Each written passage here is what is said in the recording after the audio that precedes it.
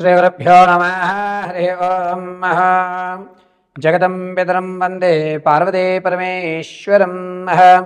सर्वदं श्री पार्वती परमेश्वरानुग्रहकटाक्षबलसिद्ध्यर्थं మన యొక్క స్థితిగతులు కానీ మనకు జరిగేటువంటి ప్రమాదాలు కానీ మనకి కాలం కలిసి రావడం కానీ లేదా ఇతరుల యొక్క ఇబ్బందుల వల్ల కానీ మనం ఆర్థికంగా కృంగి కృషించడానికి కానీ మన యొక్క ఆలోచన తప్పు మార్గాల్లోకి నడవడం కానీ ఏదన్నా ఒక స్థలం మీద ఆశ కొద్దీ ధనాన్ని మనం పెట్టినట్లయితే కనుక దాని నుంచి అనేకమైన విపత్తులు మనం గురవుతూ ఉంటాం. కరెక్ట్గా రైట్ చాయిస్లో మనం పెట్టలేకపోయాం, ఇక్కడ పెట్టకూడదు, ఇది కొన్న దగ్గర నుంచే మనకి అనేకమైన ఇబ్బందులు కలుగుతున్నాయి, నేను ఈ స్థలానికి వచ్చిన తర్వాతే అనారోగ్య సమస్యలు పెరుగుతున్నాయి, ఆర్థికంగా రూపాయి నిలవట్లేదు ఈ ఇంట్లో అనేటువంటి అనేకమైనటువంటి ప్రశ్నలు మనం వింటూనే ఉంటాం. ఎందుకు గురుగారికి జరుగుతాయి, మేము ఎన్ని పూజలు చేస్తున్నా అవ్వడం లేదు అని అంటే జాతక చక్రాలని పరిశీలన చేయడం అనేటువంటిది రకరకాల విధానాల్లో ఉంటాయి. కొంతమంది అంశ చక్రంలో, కొంతమంది ఆరూఢ చక్రంలో, మరికొంతమంది నవాంశ చక్రంలో, మరికొంతమంది దశాంశ చక్రంలో జాతకాన్ని పరిశీలన చేస్తూ ఉంటారు. అయితే అన్ని పరిశీలనలు కూడా 100% మనకి రిజల్ట్ ఇస్తాయా అంటే కొన్ని మాత్రమే రిజల్ట్ ఇస్తాయి. అందులోనూ కర్మ సిద్ధాంతం అనుసరించి, జాతక రీత్యా అనుసరించి, గోచారంలో జరిగేటువంటి తప్పిదాల ఆధారంగా మనం జాతకాన్ని పరిశీలన చేసుకోవాలి. మొట్టమొదటిగా శనీశ్వరుడు, చంద్రుడు, శుక్రుడు ఈ ముగ్గురు కూడా ఎవరితో కలుస్తున్నారు అనేది మనం ప్రధానంగా నిర్ణయం తీసుకోవాలి. అయితే ఈ 28వ తారీఖు నుంచి జనవరి 15వ తారీఖు వరకు కూడా శనీశ్వరుడు రాహుతో కలగడం, శుక్రుడు రవికుజులతో ఉండడం వల్ల జరిగేటువంటి విపత్తులు, దీని కారణంగా ఈ ద్వాదశ రాశుల వారికి కూడా అంటే మేషం మొదలు పెట్టుకుని మీనం వరకు కూడా జనవరి 15వ తారీఖు వరకు ఏ విధమైన మార్పులు జరగబోతున్నాయి అనేది మనం ఒకసారి పరిశీలన చేసుకోవాలి. ఈ 28వ తారీఖు నుంచి ప్రారంభమయ్యి జనవరి 15 వరకు కూడా అనేక రకాలైనటువంటి మార్పులు జరగడం వల్ల కొన్ని విపత్తులు ఈ ద్వాదశ రాశుల వారు ఎదుర్కోవడం జరుగుతుంది. వాటి నుంచి తప్పించుకునేటువంటి మార్గాలు ఏమిటి, ఏ దేవతారాధన చేయాలి, ఏ విధంగా మన ఆలోచన మార్చుకోవాలి అనే విషయాన్ని ఇప్పుడు మనం వివరణగా ఏ రాశి వారికి ఆ రాశిగా మనం పరిశీలన చేసుకుందాం. వృషభ రాశి వారికి ఈ నెల 28 నుంచి శని రాహు కలయిక, అందులోనూ కుజుడు రవి శుక్రుడు కలయిక ఉండడం వల్ల ఆర్థికంగా పర్వాలేదు అనిపిస్తుంది.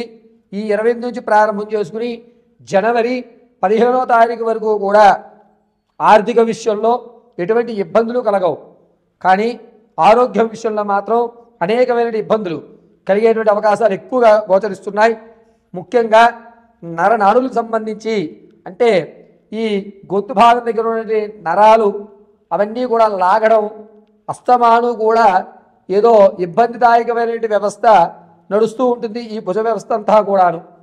పైగా వృషభం వారికి 28వ తారీఖు నుంచి ప్రారంభం చేసుకుని డిసెంబర్ 11 వరకు కూడా అనారోగ్య సమస్య అనేది అధికంగా అవడం, ఇంత సమస్య నా వరకే ఎందుకు వచ్చింది, నేను ఒక్కనే ఎందుకు ఇంత కష్టపడుతున్నాను, నాకే ఎందుకు ఈ సమస్య వచ్చింది అనేటువంటి ప్రశ్నార్థకమైన సూచనలు కలుగుతూ ఉంటాయి. ఇక శనీశ్వరుడు రాహుతో కలిసి ఉండడం వల్ల స్థిరాస్తులు ఏవైతే ఉన్నాయో వాటిని అమ్మేద్దాం, ఎంతో మందికి తీసేద్దాం, కొత్త ఆస్తు మీద పెట్టుబడులు పెడదాం అనేటువంటి నిర్ణయం తీసుకుంటూ ఉంటారు. కాబట్టి వృషభరాశి వారు మీ ఏ నిర్ణయం అన్నా సరే వేరే వాళ్ళతో పంచుకోండి. వారు ఇచ్చేటువంటి సమాధానం ఆధారంగా సలహాల మేరకు మీరు మీ యొక్క స్థితిగతులు మార్చుకోండి తప్ప సొంత ఆలోచన మాత్రం వృషభరాశి వారు చేయొద్దు.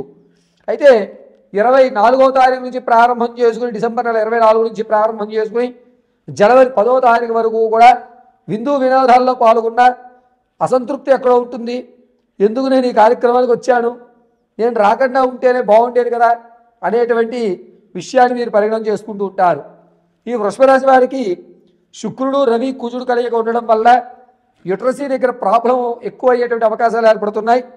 ప్రయాణాలు చేసేటప్పుడు కానీ వేరే స్థితిలో కొని కొంచెం జాగ్రత్తగా ఉండండి.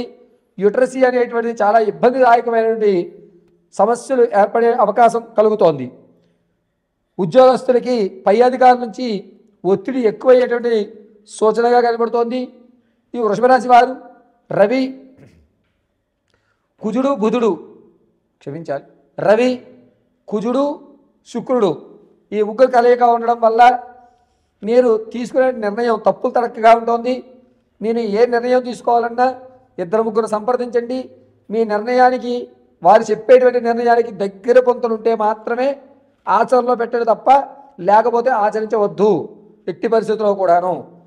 ఇక వృషభ రాశి వారు మీ యొక్క బంధాలు విడిచిపెట్టుకున్నటువంటి అక్రమ సంబంధాలు ఏవైతే ఉన్నాయో అవి మళ్ళా పునరుద్ధరణీకరం అవుతున్నాయి. కాస్త ఆచితూచి జాగ్రత్త వహించండి.